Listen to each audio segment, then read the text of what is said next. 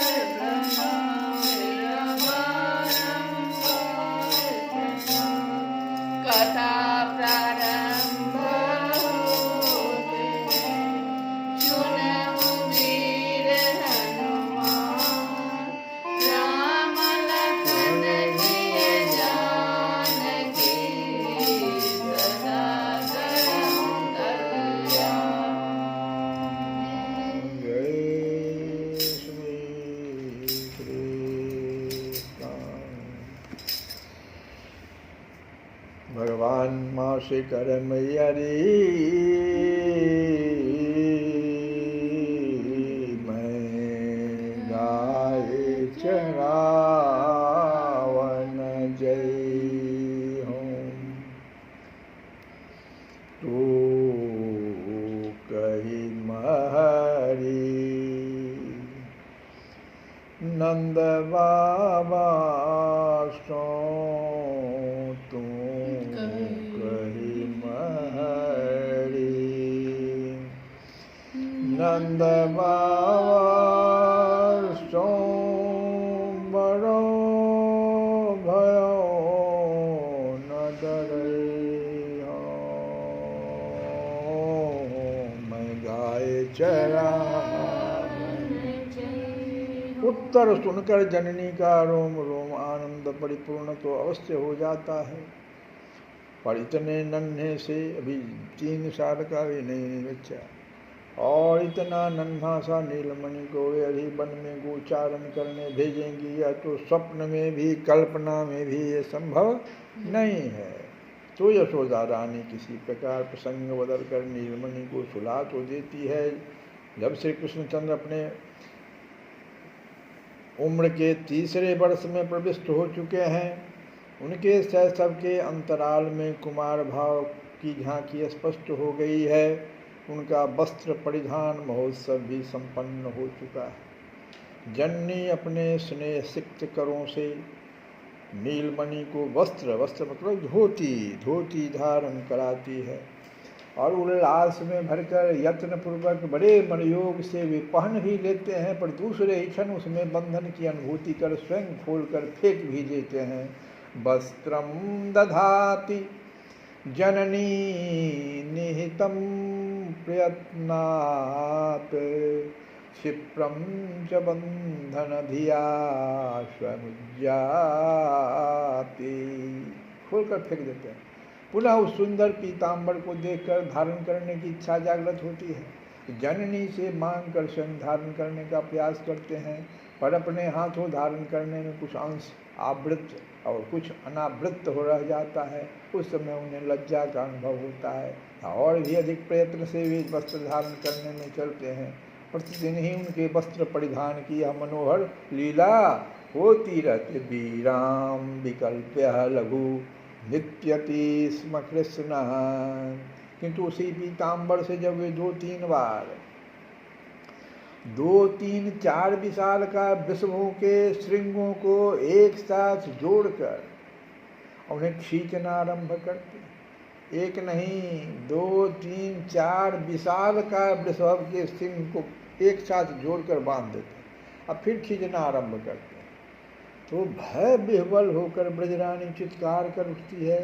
ब्रजेश्वर का हृदय भी दूर करने लगता है, पर उपाय क्या हो। नीलमणि सुनते जो नहीं। प्रतिदिन उनकी ऐसी चपलता बढ़ती जा रही है, मानो जननी और जनक के हृदय को कपा देने वाली ऐसी पीड़ा में उन्हें अधिकाधिक रस आ रहा हो।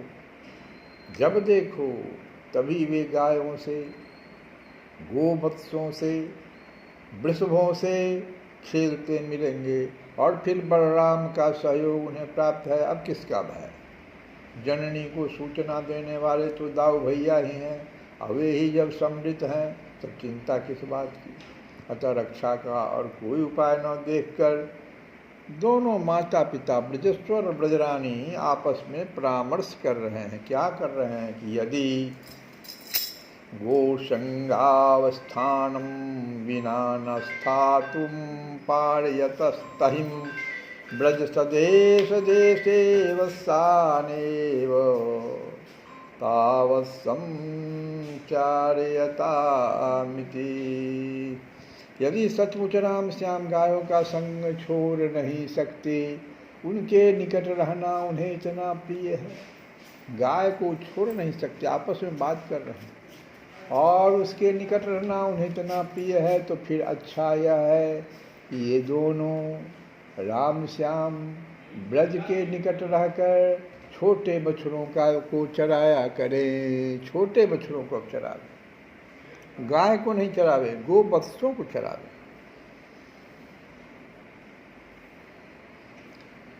श्री कृष्णचंद्र को मनोवांछित प्राप्त हो गया, बस इतना ही तो चाहते ही थे। ज्योतिषी का मुहूर्त निश्चित करके ज्योतिषी को बुलाया गया, मुहूर्त निश्चित हो गया एवं उस दिन महर्षि शांडिल्य पधार कर वत्सचारण महोत्सव संपन्न करेंगे। पूर्ववासियों के भी आनंद का पार नहीं कि श्री कृष्णचंद्र अब गोवत्स का चारण करेंगे। राम श्याम अपनी नित्य नूतन बाल्य भंगिमाओं का प्रकाश कर उनका आनंद वर्धन करते आए हैं। अपने मधुर वचन सुना सुना कर प्रत्येक का मन हरण करते रहे हैं। परमानंद में विभोर पूर्ववासियों को तो यह अनुसंधान ही नहीं था कि नीलमणि क्रमशः बढ़कर इस योग्य बन गए हैं। और ब्रजेश्वर का निर्णय सुनकर उनकी स्मृति जागी और उन्होंने अनुभव किया कि राम श्याम को वत्स पालक बना देना सर्वथा उचित है। गोचारण वत्सचारण तो गोप जाति का स्वधर्म है। सबके जीवन सर्वस्व नीलमणि से यदि ब्रजेश्वर स्वधर्म का आचरण करवाएं तो इसका समर्थन कौन नहीं करे। सबने एक स्वर से इस योजना का स्वागत किया।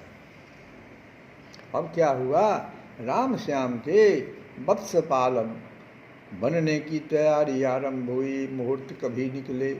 पूर्ववासी तो अपने कल्पना के नेत्रों से नीलमणि को वत्सचारण करते हुए अभी से देखने लग गए।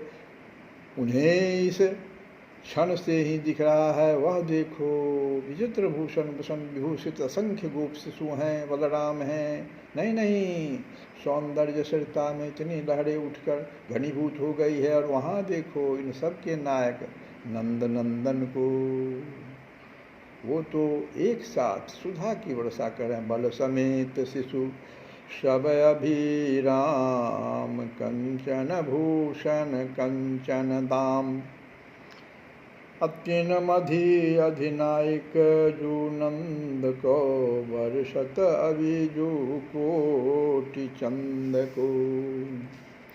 तो इस प्रकार से वाह मुहूर्त जब आरंभ होते ही, जब ब्रह्म मुहूर्त आरंभ हुआ तो ब्रजपुर का वृंदावन का आकाश विविध मंगल वाद्यों की ध्वनि से, आभीर सुंदरियों के मंगल गान से परिपूर्ण होने लग गया।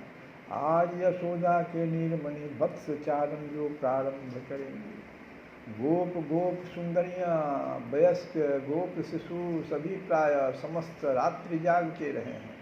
ब्रजेश्वर ने ब्रजरानी ने भी विश्राम नहीं किया। प्रत्येक प्रासाद को तोरण गृह द्वार वीथी को सजाने में पूर्ववासी तन्मय थे। ब्रजेश निरीक्षण में व्यस्त थे और ब्रजरानी के लिए तो जागना आवश्यक हो गया था, क्योंकि उनके नीलमणि रह रहकर नेत्र खोल देते, सैया पर उठ बैठते। नीलमणि को प्रतीत होता कि प्रभात हो गया है, अब शीघ्र गोवत्सों को लेकर वन की ओर चल देना है। उत्साहवश कभी कभी तो शयनागार से भाग छूटने का प्रयत्न करते, लेकिन जननी किसी प्रकार समझा बुझाकर पुनः सुला पाती। इस अवस्था में जननी निंद्रित कैसे हो, और अब तो बाजे बजने लगी है। फिर श्री कृष्णचंद्र का धैर्य कैसे रहेगा, यह तो असंभव है। मैया ने क्या किया, द्वार बंद कर दिया, कपाट के ऊपर की ओर सांकल लगा दिया, नहीं तो श्री कृष्णचंद्र सैया से कूदकर कभी भाग गए होते। यशोदा मैया उनको पकड़ नहीं पाती, द्वार रुद्ध है। नन्हे से नीलमणि के लिए उस सांकल को छू लेना संभव नहीं है, इसलिए मैया ने द्वार पर आते ही उन्हें पकड़ लिया है। नहीं तो कहीं कि गोष्ठ में जाकर ही मैया नीलमणि के दर्शन पाती। जो हो, जननी अनेकों बुलावे देकर श्री कृष्णचंद्र को जैसे तैसे कुछ देर और रोक सकी, लेकिन जब बलराम जी आ गए, कुछ वयस्क गोप शिशु भी आ गए, तब उनके संरक्षण में पुत्र को सौंपकर वत्सचारण महोत्सव की व्यवस्था में योगदान करने मैया स्वयं भी चल पड़ी। स्वर्णिम रवि रश्मियों के आलोक में पुरी की शोभा देखने ही योग्य है। कदली स्तंभ द्वार द्वार पर स्वर्ण के मंगल घट, ध्वजा, पताका, बंधनवार, पुष्प वितान आदि से कलामन बज्ञ गोपों ने मानो एक नवीन पल्लव पुष्पमय पुर की रचना कर दी हो। शोभा देखकर ब्रजरानी को स्वयं आश्चर्य हो रहा है कि केवल 4 प्रहर में ही गोपों ने पुरी की आकृति ही बदल दी है। तो हम लोग भगवान के गोवत्स चरावन की बात जो है कि वत्स चरावन जात कन्हैया, वत्स चरावन जात कन्हैया। उबटी अंग उबटी अंग अन्वाय लाल को, उबटी अंग अन्वाय लाल को, उबटी अंग अन्वाय लाल को, फूली फिरत मगन मन मैया, वत्स चरावन जात कन्हैया। श्री कृष्ण गोविंद हरे मुरारे, हे नाथ नाथ